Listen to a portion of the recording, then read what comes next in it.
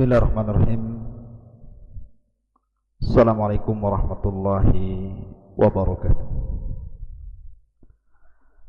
Alhamdulillah wassalatu wassalamu ala Rasulillah wa ala alihi wa sahbihi wa mawalah wa la hawla wa la quwata illa billahi wa ba'du. Qala Allahu azza wa jalla ya ayyuhalladzina amanu taqullaha haqqa tuqatih wa la tamutunna illa wa antum muslimun. Wa qala sallallahu alaihi wasallam man salaka tariqan yaltamisu fihi ilma sahhalallahu bihi tariqan ilal jannah amma ba'du. Ma'asyiral muslimin wal muslimat di manapun antum berada, alhamdulillah di malam hari ini Allah subhanahu wa ta'ala masih memberikan nikmat kepada kita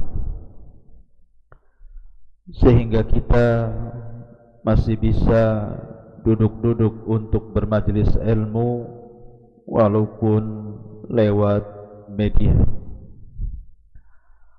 Salawat dan salam tentunya kita haturkan kepada Nabi kita, Nabi besar Muhammad sallallahu alaihi wa ala alihi wasallam. Pembahasan di malam hari ini kita akan mengkisahkan tentang kisah syaitan yang setiap malam ditugaskan oleh iblis untuk mengikat setiap tengkuk manusia.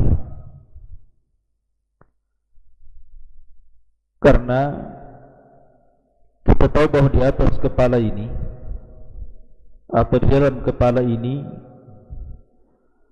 ada dua otak yang disebut dengan otak depan. Dalam bahasa Quran disebut nasiyah, ubun-ubun. Dan ada yang disebut dengan otak belakang yang disebut dengan qafiyah, atau bahasa kita disebut tengkuk. Begitulah Islam membedakan dengan pendapat barat yang mengatakan otak kanan dan otak kiri. Kalau kita katakan otak depan dan otak belakang, otak depan disebut nasiyah, ubun-ubun, dan otak belakang disebut qafiyah alias tengkuk. Syaitan tidak bisa menguasai otak depan karena ubun-ubun itu dipegang oleh Allah subhanahu wa ta'ala. Nasiyatim biyadi. Tetapi syaitan hanya bisa menguasai qafiyah, otak belakang atau disebut dengan tengkuk. Itulah syaitan setiap malam akan datang kepada manusia dan mengikat setiap tengkuk manusia yang tidur. Bagaimana kisahnya?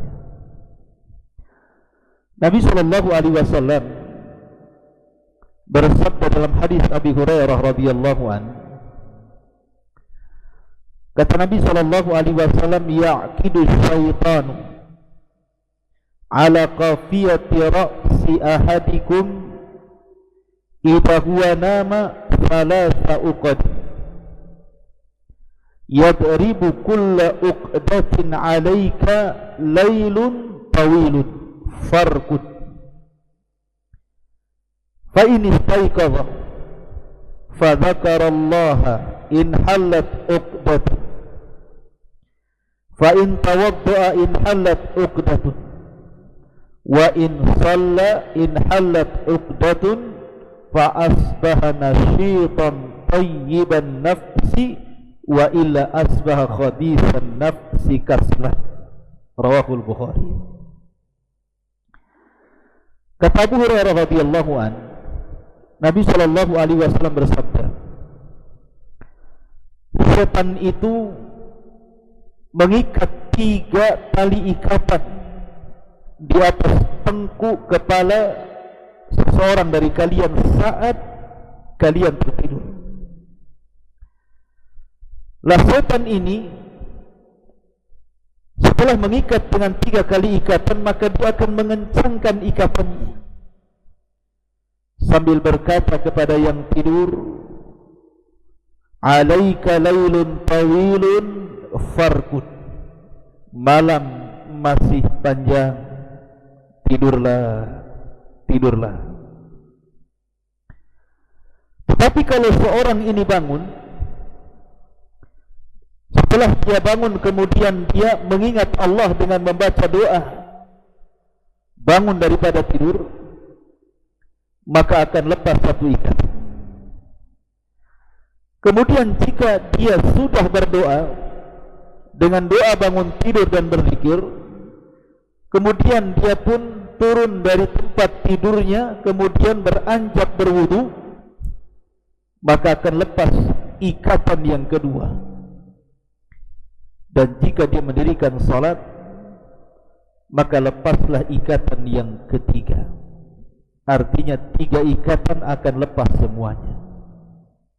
Ketika itu tidak ada lagi ikatan yang terikat di tengkuk dia. Maka kalau sudah seperti itu, kata Nabi SAW, maka di pagi harinya ia akan merasakan semangat hidup dan jiwa yang tenang. Namun bila dia tidak melakukannya, dia tergoda dengan nyanyian syaitan, alaika lailun tawilun farqud, malam masih panjang padahal sudah subuh, malam masih panjang padahal sudah azan subuh, farqud, tidurlah, tidurlah. Akhirnya dia pun tidur terus sampai kemudian matahari terbit. Maka di pagi hari itu jiwanya akan menjadi jiwa yang sangat busuk dan dia menjadi pemalas. Hadis ini dikeluarkan Imam Bukhari. Ma'asyiral muslimin yang dimuliakan Allah Subhanahu wa taala, dari hadis ini Nabi sallallahu alaihi wasallam menjelaskan kepada kita bahwa di antara pasukan iblis itu ada syaitan yang memang ditugaskan oleh iblis itu untuk mengganggu anak Adam supaya dia tidak bangun tidur untuk melaksanakan qiyamul lail, bahkan bisa meninggalkan solat wajib, solat subuh. Dan ingat bahwa solat subuh itu adalah solat yang paling berat dilakukan orang-orang munafik. Wa idza qamu ila sholati qamu kusala. Apabila mereka orang-orang munafik salat, mereka salat sambil malas. Maka di antara penyebab kenapa orang itu susah bangun subuh, kenapa orang itu malas untuk melaksanakan salat subuh, karena di tengkuknya ada 3 ikatan yang dikencangkan syaitan. Makanya Nabi SAW memberikan solusi bagaimana caranya mengurai ikatan tersebut. Kata Nabi SAW, bangun sebelum subuh. Kemudian setelah pas dia bangun, dia membaca doa, alhamdulillahilladzi ahyana ba'dama amatana wa ilaihin nusyur. Segala puji bagi Allah yang telah menghidupkan kami setelah mematikan kami, dan kepadanya kami dikembalikan. Kemudian setelah itu dia beranjak berwudu, karena wudu ini banyak manfaatnya. Salah satunya adalah melepaskan ikatan yang kedua dari ikatan syaitan. Kemudian yang terakhir, salat. Ketika anda salat, maka lepaslah 3 ikatan tersebut. Kalau sudah terlepas 3 ikatan ini, maka jiwa anda akan bersih dan anda akan sehat, semangat.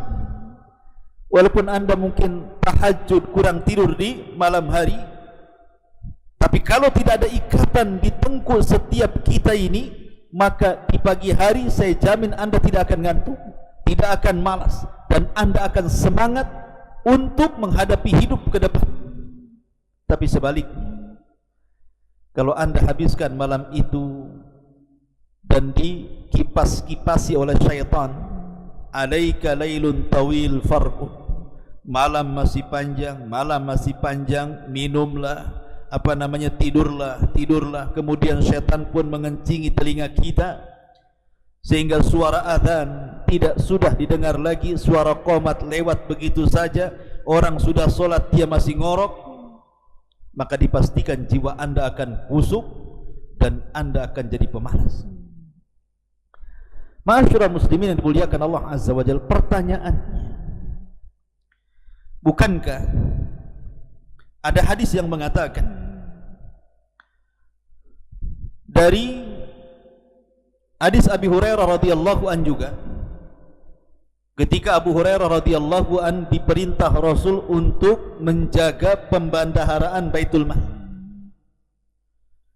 tiba-tiba malam itu ada pencuri, ditangkap sama Abu Hurairah karena kebetulan dia yang jaga malam untuk Baitul Mal itu. Tetapi pencuri ini tiba-tiba kemudian mengatakan kepada Abu Hurairah, da'ni fa inni muhtaj wa alayya iyalun wa la a'udhu. Ya Abu Hurairah, kasihani aku ini orang berhajat kepada makanan ini, aku punya keluarga, aku kesusahan, kasihani aku, dan aku janji saya tidak akan mencuri lagi. Kata Abu Hurairah, farahimtu, aku pun kasihan dengan dia. Fakhalaitu sabilahu, aku pun memberikan jalan dan disuruhnya untuk pergi. Malam kedua datang lagi, nyuri lagi, ditangkap lagi. Kemudian kata Abu Hurairah, tidak, kau harus dihadapkan kepada Nabi. Kau sudah kurang ajar, kau sudah mencuri, kau sudah berjanji tidak akan kembali, kau mencuri lagi. Tiba-tiba dia alasannya sama, ya Abu Hurairah, da'ni fa inni muhtaj wa alayya iya. Saya ini orang yang berhajat wahai Abu Hurairah, saya punya keluarga, biarkan aku pulang, aku tidak akan, janji ini yang terakhir, saya tidak akan balik lagi. Farahimtuhu fa khallaitu sabilahu, kata Abu Hurairah, aku pun kasihan, ku biarkan dia pulang. Malam ketiga mencuri lagi, Masya Allah, ditangkap lagi. Kata Abu Hurairah, la arfa'annaka ila Rasulillah, aku sudah tidak sabar dan tidak akan melepaskan kamu harus dihadapkan kepada Nabi sallallahu alaihi wasallam, dan kamu tidak boleh ada alasan lagi ini dan itu. Tiba-tiba kemudian dia mengatakan, ya Abu Hurairah, kasihani aku, maukah ku ajarkan kepadamu sebuah kalimat, setelah itu kau lepaskan diriku. Maka kemudian pencuri ini mengatakan, ya Abu Hurairah, idza awaita ila firashika faqra ayatal kursi, Allahu la ilaha illa huwal hayyul qayyum, Al-Baqarah 255, hatta takhtimal ayat, fa innahu lan yazala alayka minallahi hafidhun wa la yaqrabuka syaitanun hatta tusbiha. Wahai Abu Hurairah, kalau engkau beranjak ke pembaringan, kau hendak tidur, bacalah surah Kursi, bacalah ayat Kursi, Allahu la ilaha illa huwal hayyul qayyum, la ta'khudhuhu sinatu wa la naum, ila akhir ayat Kursi, sampai selesai ayat Kursi. Maka kalau engkau baca ayat Kursi sebelum tidur, maka Allah akan senantiasa menjaga kamu dan syaitan tidak akan mendekati kamu sampai waktu subuh. Kemudian Abu Hurairah pun, karena sudah diajarkan kalimat ini, dibiarkanlah orang ini pergi. Maka keesokan harinya dia bercerita tentang kisah pencuri itu kepada Rasul. Tapi Nabi SAW lebih tahu dahulu karena Jibril memberitahu, sehingga ketika datang Abu Hurairah, Rasul mengatakan, ma fa'ala asiru kalbariha, apa yang dilakukan tawanan yang semalam kau tangkap oleh Abu Hurairah. Maka Abu Hurairah mengatakan, Rasul, pencuri semalam itu justru mengajari aku ini dan itu. Maka Rasul mengatakan, tahukah kamu siapa pencuri semalam? Kata Abu Hurairah, Allah wa Rasul a'lam. Maka Rasul mengatakan, fa innahu syaitan. Dia adalah syaitan. Innahu kadzubun wa qad sadaqaka. Sesungguhnya syaitan itu pendusta asalnya, tapi dalam perkara ini dia benar.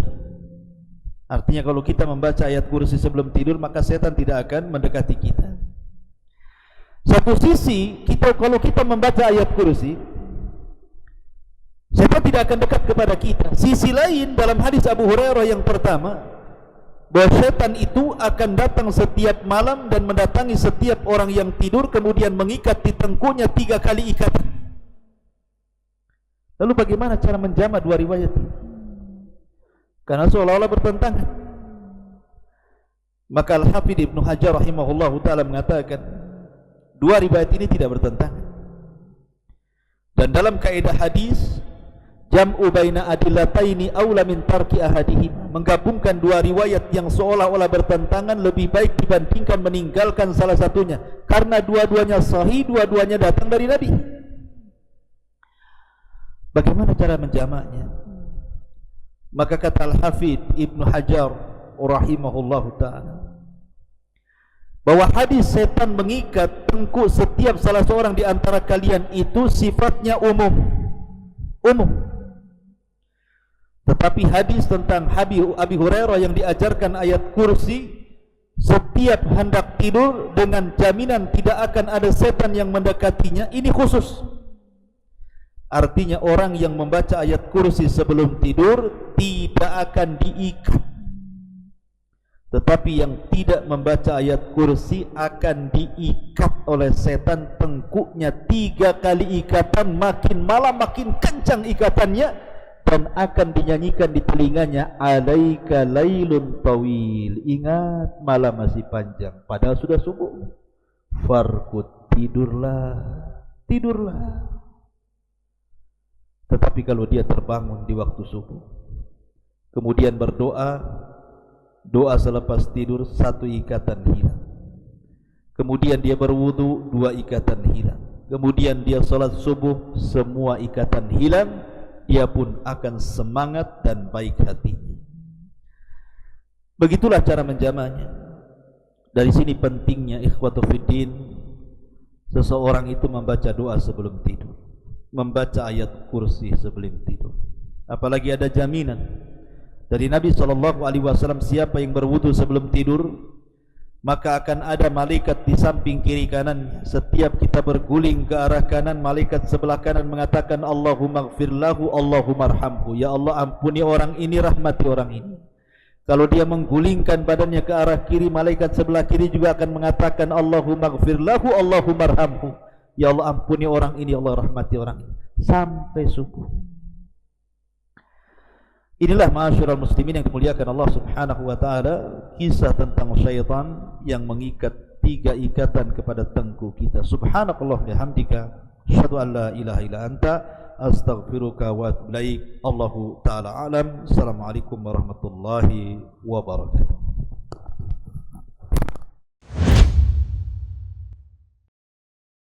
Intinya bahwa tolong berakhlak kepada Allah. Membahas tafsir dari surah Al-Imran.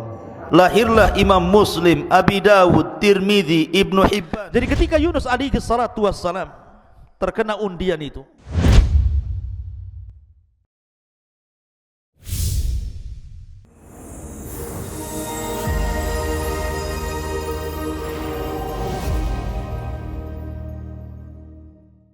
Nerosit memberikan perlindungan 24 jam dari keluhan asam lambung.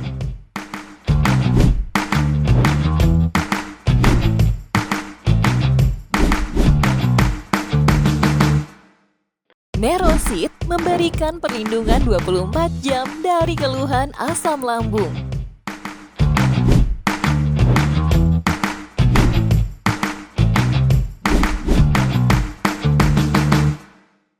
Nerosit memberikan perlindungan 24 jam dari keluhan asam lambung.